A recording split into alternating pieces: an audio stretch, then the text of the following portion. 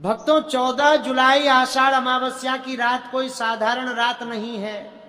इस रात ब्रह्मांड में एक ऐसा दुर्लभ और चमत्कारी संयोग बन रहा है जो आपकी 7 पीढ़ियों की गरीबी को हमेशा के लिए जड़ से मिटा सकता है। हमारे प्राचीन शास्त्रों और सनातन ग्रंथों में साफ साफ लिखा है कि इस पवित्र रात को अगर किसी ने नजरअंदाज कर दिया तो आने वाले पूरे 1 साल तक उसे भयंकर धन की किल्लत, पारिवारिक विवाद और भारी मानसिक तनाव का सामना करना पड़ सकता है। सिर्फ एक सूखी लकड़ी, हाँ आपने बिल्कुल सही सुना, तुलसी की एक छोटी सी सूखी लकड़ी आपकी बंद तकदीर के ताले को हमेशा के लिए खोल सकती है। लेकिन सावधान, इस दिव्य उपाय को करने में एक ऐसी भयंकर भूल भी हो सकती है जो अनजाने में किसी भी इंसान को राजा से सीधे रंक बना देती है। वह भयंकर भूल क्या है और इस महा उपाय को रात के किस गुप्त समय पर करना है ताकि इसका पूरा फल मिल सके, ये हम इस वीडियो में आगे विस्तार से जानेंगे।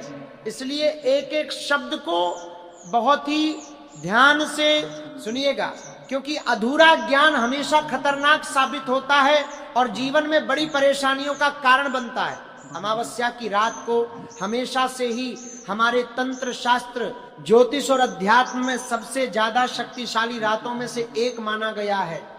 खासकर आषाढ़ मास की यह अमावस्या, जिसे हमारे पूर्वजों और पितरों के कार्य के लिए और साथ ही साथ महालक्ष्मी की असीम कृपा प्राप्त करने के लिए अचूक माना जाता है। इस रात ब्रह्मांड में नकारात्मक शक्तियां भी अपने चरम पर होती हैं और ठीक उसी समय सकारात्मक ऊर्जा का दिव्य स्रोत भी सबसे ऊंचे स्तर पर होता है। अब ऐसे में ये आपके ऊपर निर्भर करता है कि आप किस ऊर्जा को अपने घर की तरफ खींचते हैं। तुलसी का पौधा, जिसे साक्षात देवी लक्ष्मी का स्वरूप माना जाता है, वह जगत के पालनहार भगवान श्री हरि विष्णु को अपने प्राणों से भी ज्यादा प्रिय है। जब तुलसी का पौधा पुराना होकर सूख जाता है तो लोग अक्सर उसे बेकार समझकर नदी में प्रवाहित कर देते हैं या कहीं एकांत में फेंक देते हैं। लेकिन क्या आप जानते हैं कि सूखी हुई तुलसी की लकड़ी में साक्षात नारायण और महालक्ष्मी की संयुक्त दिव्य ऊर्जा संचित रहती है। यह सूखी लकड़ी मरी हुई नहीं होती, बल्कि इसके भीतर वह आध्यात्मिक शक्ति सोई हुई अवस्था में होती है जो जागृत होने पर आपके जीवन के हर अभाव को मिटा सकती है और आपके घर में सुख समृद्धि का मार्ग प्रशस्त कर सकती है। एक बहुत ही प्राचीन और प्रामाणिक पौराणिक कथा के अनुसार प्राचीन काल में एक राजा हुआ करता था जिसका नाम सुबाहु था। किसी भयंकर श्राप और ग्रहों के क्रूर फेर के कारण उसका सब कुछ छिन गया था।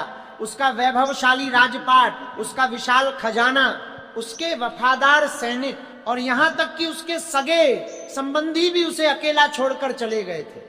वह राजा दाने को मोहताज हो गया था और अपनी पत्नी के साथ घने जंगलों में भटक रहा था। भूख और प्यास से व्याकुल होकर वह एक दिन एक दिव्य और सिद्ध संत की कुटिया के बाहर जाकर बेहोश होकर गिर पड़ा। संत ने अपनी त्रिकालदर्शी दिव्य दृष्टि से राजा के दुखों का असली कारण जान लिया। संत ने राजा को ढांढस बंधाया और कहा कि हे राजन, तुम्हें परेशान होने की कोई आवश्यकता नहीं है। तुम्हें धन प्राप्ति के लिए कोई बड़ा यज्ञ या खर्चीला अनुष्ठान करने की जरूरत नहीं है, क्योंकि तुम्हारे पास धन है ही नहीं। तुम बस आने वाली आषाढ़ अमावस्या की रात को तुलसी की सूखी लकड़ी का एक अत्यंत गुप्त और प्राचीन प्रयोग करना। राजा ने संत के वचनों पर पूर्ण विश्वास किया और ठीक वैसा ही किया जैसा संत ने बताया था। देखते ही देखते अमावस्या बीतते ही कुछ ऐसा चमत्कार हुआ कि उसके सारे शत्रु अपने आप परास्त हो गए। पड़ोसी राजाओं ने उसकी मदद की और उसे उसका खोया हुआ विशाल राज्य और अगाध वैभव वापस मिल गया।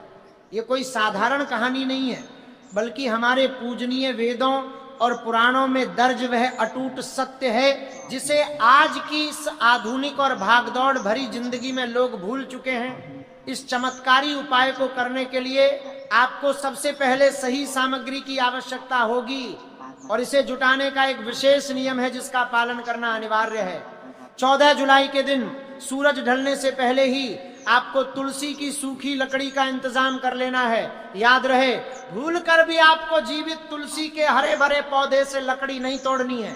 अगर आप अपने हाथों से जीवित पौधे की टहनी को तोड़ते हैं तो आपको महापाप लगेगा और मां लक्ष्मी हमेशा के लिए आपके घर का दरवाजा छोड़कर रुष्ट होकर चली जाएंगी।